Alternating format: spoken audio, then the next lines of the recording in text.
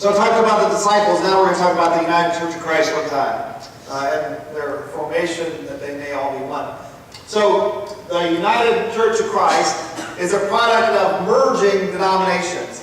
It was formed on June 25th, 1957 by the union of the Evangelical and Reformed Church, or sometimes called the E&R Church, which have German roots, and then the General Council of the Congregational Christian Churches of the United States. In this spirit of, I forgot to do that.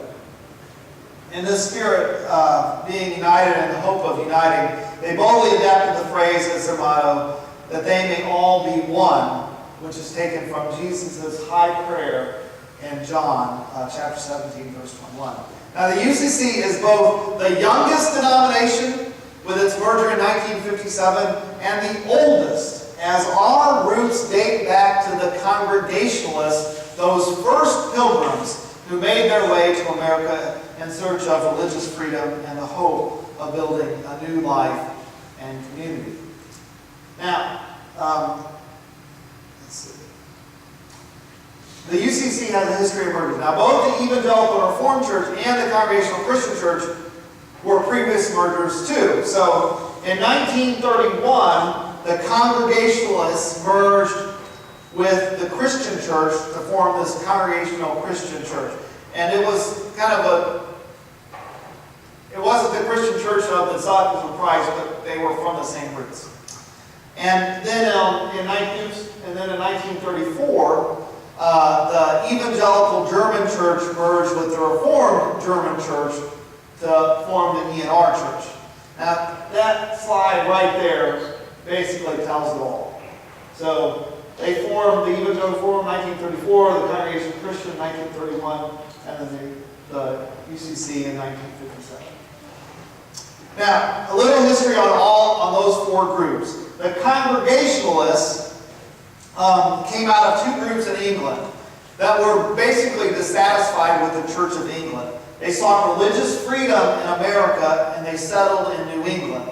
You have the Separatists, led by Robert Brown, and these folks were outraged at the Church of England, so they were so mad about it, they wanted to separate from the church.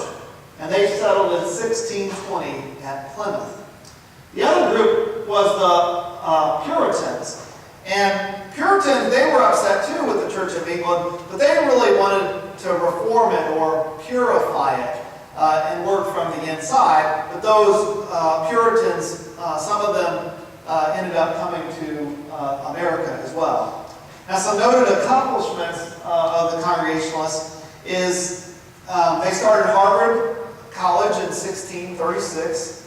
They also went to the aid of the captured Africans descended to become slaves aboard La Amistad. Anybody remember that movie, La Amistad? That was in 1838. So the Congregationalists, they were the ones that provided legal aid for that slave ship, for the slaves that were on board. And that was the beginning of the American Missionary Association. They had strong beliefs of putting great stress on covenant. And a church was called a covenant fellowship. Those entering its membership were asked to own the covenant. And Pastor John Robinson said to the departing pilgrims from Holland, God hath yet more light and truth to break forth from God's holy word. See, already God was still speaking in our church. The next church is the Reformed Church. And these date back to Zwingli, early Zwingli, who started the Reformed Church in Switzerland. But there were many German people that were living in that area who also became Reformed. And about 1700, life was really hard over in that area of Germany. It wasn't actually called that then. But it was, they had a war, they had famine, they had disease, all the bad winter, all these things. And so they started moving over to the U.S., over to America. And the Reformed churches often settled in the Pennsylvania area. And in 1793, the German Reformed Church was formed. Now, some of their noted accomplishments, they started Lancaster Seminary. They organized a board of foreign missions in 1830. 1938, and they would use the Heidelberg Catechism in their confirmation. Next is the Evangelical Church, and that's the one that I come from. A lot of the UCC churches down in Texas come from this branch, except the ones that are called congregational. In Germany, at one time there were basically two Protestant churches. There was the Reformed Church and the Evangelical Church. We already know about the Reformed Church, but when this one king came, his name was King Frederick William. When he gained power, he said, we're not going to have two churches, we're going to have one church. And he forced the two to come together, and they called themselves the Evangelical Church of Prussia. Now, evangelical means good news, and so they were dedicated to giving the good news. But like the Germans before that moved over, in the 1800s, there was another batch of a bunch of war and sickness and poverty and that sort of thing. And so once again, all these German people started heading over to America, and when they settled, a lot of times they settled in the Midwest, and they came in through Texas, they formed an evangelical church. And there were a few kind of name changes along the way, but they were the evangelical church. Some of their noted accomplishments: they started Eden Seminary, which is a school that I went to, and they had really a large history of starting hospitals and orphanages, helping out those in need, the disabled, challenged, mentally challenged, epileptics, aged, all those. There is a home in New Braunfels that was started by the Evangelical Church. Back Bay Mission was started by the Evangelical Church. And these things were part of who they are. Then there is the Christian church.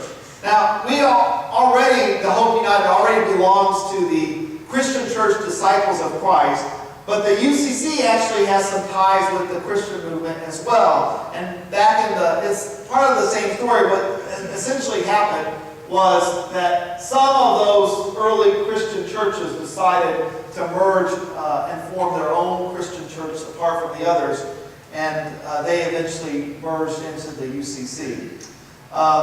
They had a saying about as no need, no creed but Christ. And we went over this before, that they didn't like that there were all these specifications about doctrine. They thought the Bible itself was sufficient rule for faith and practice, and they would use the term Christian instead of all that other stuff. They pioneered education for women. They would establish colleges, and they were active in anti-slavery activities, and they had missions overseas. Some of their strong beliefs that the Lord Jesus Christ is the only head of the church. The name Christian is sufficient. The Holy Scriptures are the only creed, a sufficient rule of faith and practice. That Christian character or piety is the only sufficient test of Christian fellowship and church membership. I'm going too fast. The right of private judgment and liberty of conscience are a right and privilege that should be accorded to and exercised by all. And the union of the followers of Christ should be pursued to the end of the world, that all may believe. I'll show the merger slide one more time.